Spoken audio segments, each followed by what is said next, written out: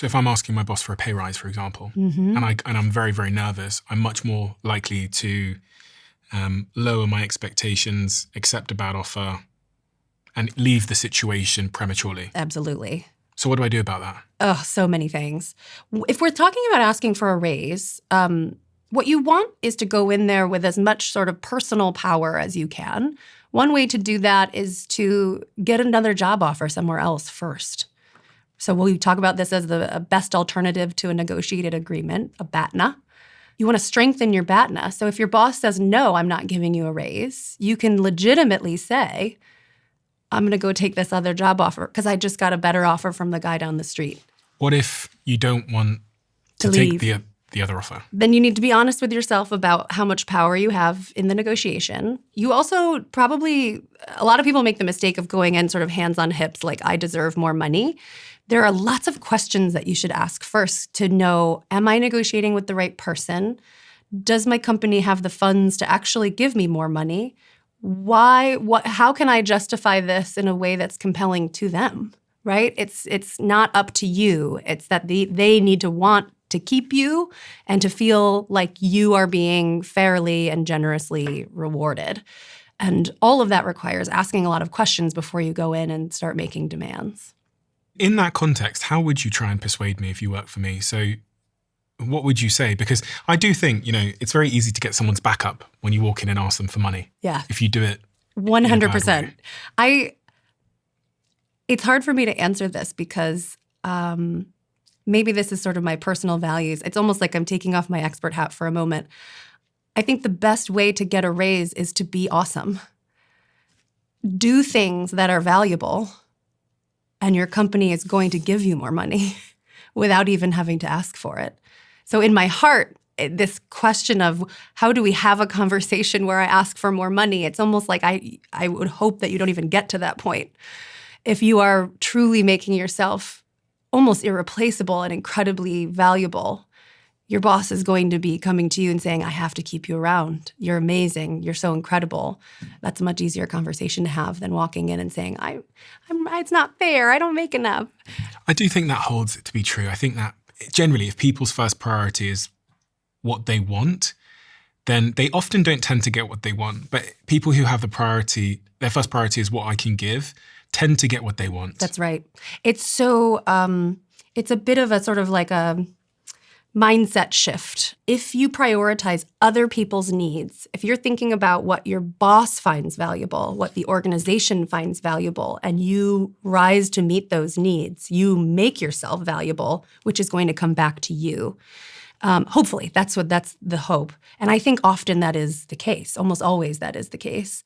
In the talk framework, and we'll get there, the K is for kindness. And it's not kindness in the sense of like altruism, because I'm going to help my boss and do everything he wants because I care so deeply. That can be part of it.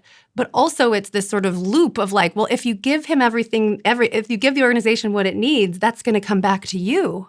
You will actually become valuable and get what you want as well. That's how relationships work. Usually when I interview people, I lead the way. Today, I'm going to follow. Okay? Because you know the outcome that me and the audience want to get to. Yeah. So I have all this stuff here. I love it. Props. I have all these props. Fabulous. And I have these blocks that, for anyone that can't see the conversation, say TALK on them, talk. Fabulous. And you tell me the best place to start. You know the outcome. You know where I want to get to. I want to be the best conversationalist, the best talker, the most persuasive, influential, likable talker in the world. So I shall follow your lead. Oh my gosh. It's a lot of power. I love it. I love it so much. Let's start with this. I want you to think of a conversation that you had recently. It has to be more than 5 minutes long. More than 5? Yes, I can think of one immediately. It was a conversation I had with my girlfriend where I just wanted her to know that I accept the fact that I fucked up. Mm-hmm. Like I accept the fact that I should have been more present in a particular moment and I wasn't. And I just wanted to like... Own it. And convey that to her. And convey that I'm sorry and I get it. Yep. And this is not one where I'm going to try and justify my whatever. No, actually, objectively, I should have been more attentive and present. Yep. I just wanted her to know that. Yep. So you sort of an admission of blameworthiness. Why? Why did you want to do that? Because I felt that she was right and I regretted my behavior. Yeah. So sometimes I don't feel like she's right. Sometimes I'm here to, respond. In this particular scenario, I thought, actually, on balance, I should have been more present. This was an important time for her. And in hindsight, that's not how I wish I'd behaved. Okay. How did you want her to feel during and at the end of this conversation? Understood. Mm-hmm. And you really that was really it. It's like I wanted her to feel understood and I guess like connected to me, but it's really more I just wanted her to not worry that I didn't understand. So she didn't have to say it again. Like I just wanted her to know that I get it. Mm-hmm. Mm-hmm. And that in future I wish I'd behave differently. How did you want to feel during and after this conversation? I guess I wanted to offload the guilt. Aha. Aha. Good. Good. Yeah, because I felt bad. I felt like, no, actually. And it was weighing on your conscience. You were like, I gotta say that. I gotta own this because it's making me feel like a shithead. Yeah. Okay. Fabulous. Okay. When we look back on our conversations and try and describe what our goals were, very quickly you start to realize that our goals are very complicated, that we want a lot of things. I'm also guessing there may have been a time component. Can you talk a little bit about that? Like how much time did you have to achieve these goals? I mean, I never seemed to have enough time, so it was yeah. So I had probably about 20 minutes. Great. Hey, that's pretty good. Mm. I wish I had 20 minutes with my husband. Okay. So I have a framework that helps us think about conversational goals, and I call it the conversational compass. Okay? And like a compass that you might use to find your way out of the desert or the forest, the compass helps you decide which way not to walk, but to talk, okay? So the x-axis... I'll put this on the screen for anyone that can see the video. Great. The x-axis, which runs horizontally, is about your relationship. Also, I'll link it below. So this relational axis, high relational goals are things that you care about that are serving the other person or your relationship. This conversation sounded very high relational. You're truly like... I just really want her to know that I feel like a shithead and that I'm owning it and like I care and I maybe won't do it again, something like that. Low relational goals are things we care about that serve us. So in this case, you said something like, I want to offload, get rid of my guilt. I was feeling bad. The y-axis is about information exchange. High informational goals hinge on exchanging accurate information. It's sort of the reason human beings develop the ability to communicate at all, right? Way back when, is to take what's in my brain, communicate it to you accurately. But we care about tons of stuff that is low informational. So it's not about exchanging information. And sometimes it's about concealing it. In this case, you had a high informational goal. You wanted to sort of persuade her, prove to her that you're a good guy and that she should stay with you. Essentially, trust you. But you also had low informational goals, like you didn't want it to be emotionally unpleasant to have this conversation. You also had low informational goals, like a time constraint. You needed to protect your time and her time. And so we're always limited by time and cognitive resources. So the point of this is to help us plot all of those goals in a logical way. Each quadrant is good. We live in all four quadrants. We're not trying to get to one or another. It's just to help us describe all of the many things that we actually care about, almost to validate them and say, listen, it's legit that you wanted to relieve your guilt. It's super admirable that you wanted to signal to her that like you're owning this mistake. It's legit that you have time constraints. It's legit that you don't want your conversations to be unpleasant. So each of the quadrants gets a positive name. High informational, high relational is about connection. Okay. Often you'll hear communications experts just talk about connection, which is too narrow. It's not the only thing that we care about. Down here, low informational, high relational is about savoring. And what does informational mean in this context? Like how much accurate information you need to exchange with each other. So if we just sat here kind of quietly and I hummed a song because and I said something like, hey, I love your shirt. We're not exchanging a lot of information, but we might be having a very lovely interaction with each other. So not every conversation is about high information exchange, though many people think that it is. You know these people. They're very transactional. They feel like a conversation is where you just say things you know at other people and that they're going to say things they know back at you. That's a big mistake. So having fun, I can see, is in the bottom right quadrant. Having fun, yes. Because it's not about huge informational exchange. That's right. But it is about connection. So That's right. Okay. Oh, and it's really important. Many of my students at Harvard almost forget about this quadrant. They're like, if we're not persuading and making decisions, we're not living, right? Like, this is really important, especially over time. If we're not enjoying being with each other, I'm not going to look forward to talking to you again. That's true at work and outside of work. Lower left is essentially discernment. We call it protection. It's protecting your time, protecting your reputation, protecting information. So concealing, keeping secrets, moving quickly. We can't sit here for hours and hours and hours. And then protecting your reputation. Like, you care about making a positive impression on other people. I want you to see me as smart and warm and calm and trustworthy. These are self-serving, low relational or low informational goals. And then we get up to upper left, which is low relational. They're self-serving, high informational. This is a lot of work-related goal: persuasion, making decisions, brainstorming, etc. So if I want to be liked and have great relationships, I need to be on the right side of this. Is that accurate? So what happens if someone who trusts you and loves you tells you something in confidence, and then you go tell everybody else? You lose trust? Yeah. So it's not that you can only live on this side of the compass, because discernment matters for relationships. Okay. Right? So, and here, you are going to be in a relationship where hopefully you're going to be like brainstorming things together, making decisions together. Even with a friend, you're like, oh, where should we go to dinner tonight? You need to coordinate that choice well together. Mm-hmm. So I think one aspiration is to try and be over on the right side as much as you can. And in fact, having the mindset of pushing yourself to try and think about your goals that are more pro-social more often is a virtuous goal. But like, listen, we all have actual needs. So like, you can't only live on the right side of the compass. It's about moving around in a way that is savvy and actually serves what you care about. Yep. Got you. Do you have a sense of where your goals from that conversation that you described would be? Apologize, which is high relational and not very high on informational, because I didn't have a lot to say. It was just very simply about letting her know that I was sorry. And I didn't have a big explanation or a bunch of excuses or justifications. It was just, listen, I fucked up. Yeah, I get it. Can we talk about apologies for a second? Sure. I love that you chose this as your example and the way you're describing it. I love how you're saying, I didn't go into a huge explanation of why I did it or anything. More people should apologize that way. A lot of people, their instinct when they're apologizing is to revisit the problem and sort of make excuses or explain why they did the thing wrong. It's not effective.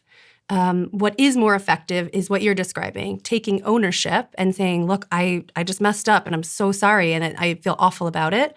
And the most effective component of an apology is actually making a promise to change. If you say to your girlfriend, I realize I messed up here. I'm not going to do it again. Here's how I'm going to be different in the future, like a concrete plan. It's so compelling to hear that you've thought about that and then it's measurable because she can see in the future, do you actually live up to that promise? Do you follow through on this promise to never make the mistake again? Is there a point where you can apologize too much?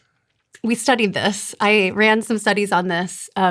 We started by looking at frequency of apologies made during normal conversations. It's quite rare for someone to over-apologize, but it does seem like within one conversation, if you apologize more than twice, it starts to be more of a reminder of the bad thing that happened. Like you just keep revisiting it and it brings you back to the negativity rather than moving forward. We also studied apologies in a really large data set of parole hearings, like among people who had committed really serious crimes. And we looked at the types of apologies that they made in during their parole hearings. And there it seems like you actually can't over-apologize. Like more is better. And again, the most effective component is making a promise to change in the future. I'm going to go, when I get out, I'm going to be in AA. I'm going to live with my grandmother. Here's the job I'm going to do. Whatever the plan is, you're actually more likely to get out of jail. And going into those difficult conversations, is there anything one needs to do to prepare? Because our lives are full of difficult conversations, and actually it's the avoidance of them that ends up messing up our lives the most. So when you think about difficult conversations that we all have to have, or with difficult people, do I have to prepare for that? So this is very natural. Almost every person that you hear talk about communication tends to focus on difficult conversations. I'm going to suggest to you that that is a very narrow view of the conversational world, actually. And in fact, thinking about difficult conversations is a little bit of a misnomer. It's not like there are some conversations that are difficult and some that are easy. It's that in every conversation, there can be moments of difference where we use different language to mean the same thing, where we have an incongruence in our emotions, where we have a difference in motives. I want to give you advice, but you don't want to take it. Or something dips down to a difference in our identities. I'm American and you're a Brit. So anytime you encounter these little fleeting moments of difference in all of these different ways, and maybe there was an image here. Let me see. No, it's not here. It looks like layers. We talk about it like layers of the earth. And above the surface are the words and sounds that you hear while people are talking. Right at the surface are people's emotions. So I feel excited, but you feel tired and bored. That's going to be tough. Right below that are people's motives. What I want to achieve. That gets back to the compass. What I want to achieve is different than what you want to achieve. We're all walking around with a compass in our mind, and they're different from each other. Right below that are our beliefs. Right? I believe that immigration is a problem, and you believe that AI is a way bigger problem than human immigration. How do we talk about that in a way? And then all of it dips down to the sort of hot magma in these layers of the earth model of our identities. So even an easy conversation, we're on a date, or two spouses are driving in a car, or friends are hanging out watching a movie, like you can stumble upon these little moments of difficulty anytime, for any reason, and you need to have the skill set to be able to make sure the temperature doesn't get too hot. What is that skill set? There's fabulous research on this. I have found it incredibly helpful in my life. Research by Julia Minson, Mike Yeomans, Hannah Collins, called receptiveness. So it's receptiveness to opposing viewpoints. And it's both the mindset. When someone comes to you with something that seems crazy, you don't judge it negatively. You have to fight the human instinct to think of it as like, that's crazy, that's wrong. And now I'm going to win. And now I'm going to be right and prove you wrong. Because all of those instincts ruin our conversations and our relationships. Why?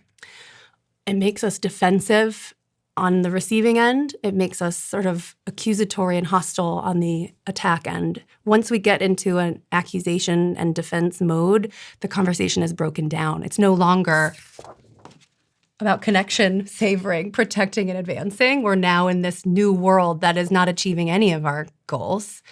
So says someone comes to you and says something's crazy. They say, the sky is purple. Yeah. It's not blue, it's purple. Here's a magical phrase that you can say in that moment. It makes sense that you feel that the sky is purple. It makes sense that you feel excited to tell me that the sky is purple. It makes sense that you feel X about Y. It makes sense that you feel skeptical about podcasts. It makes sense that you feel annoyed that I speak quickly. It makes sense that you are worried about AI. Whatever people are feeling, whatever they express to you, we can validate that feeling because whatever's going on in their mind is their reality. And we have to say that out loud before we go on to do anything else, even if we're about to disagree with them vehemently. But we have to say the validation piece first, just like therapists do all the time, in order for them to feel heard and like, oh yeah, I'm safe here so that I can join you on your side of the table and now we're going to untangle this weird problem together. You say the sky is purple. Tell me more. Like how did you come to feel like the sky is purple? Are you colorblind? Do you see everything in purple? Like now I can ask you questions about how you came to that perspective and I can learn about it. I guess the risk is you don't want to validate something wrong? Yeah. Why not? You don't want to appear to be saying, because if I say, it makes sense that you think the sky is purple, but it's actually blue. The word thinks is important. It makes sense that you feel X about Y. Not it makes sense that you think X about Y. Thinking is like a cognition. Is there risk of it sounding patronizing? Maybe, but in practice, it feels really, really good. When I run this, so I run an exercise in my class where we go around, let's say there's a group of 5 students, and you have to share something. We start easy, like share one song you love. And then the next person has to validate that before they share their favorite next song. And you go around and around very quickly. And so it feels very contrived to say, okay, you have to say, I love that you love that Taylor Swift song. That's so interesting. I actually don't like Taylor Swift. It feels very contrived, but when you talk to the students after it, they say, yes, I knew what we were doing. It did feel over the top to say that about people's song preferences. And still, it felt amazing to have the person next to me say, I love that you love that Taylor Swift song. Validation, we are all so hungry for validation that even ridiculous validation feels amazing. So then, when you get to round 2 and everybody's sharing something that they're really struggling with, and the person next to them says, wow, I'm so sorry, that sounds really, really hard. It makes sense that you feel upset about your mom. Now you've got that habit, and you're making them feel quite good about something that actually does deserve that validation. So it's all about like developing these habits, no matter where the difference or disagreement is coming from. What's the opposite of that? The opposite is how people naturally respond, tend to naturally respond, which is by trying to win and prove them wrong and prove that they're right. So you say the sky is purple, and I say, well, that's crazy. The sky's blue. And then where does our conversation go? Feels terrible for you. If you love the Diary of a CEO brand and you watch this channel, please do me a huge favor. Become part of the 15% of the viewers on this channel that have hit the subscribe button. It helps us tremendously, and the bigger the channel gets, the bigger the guests.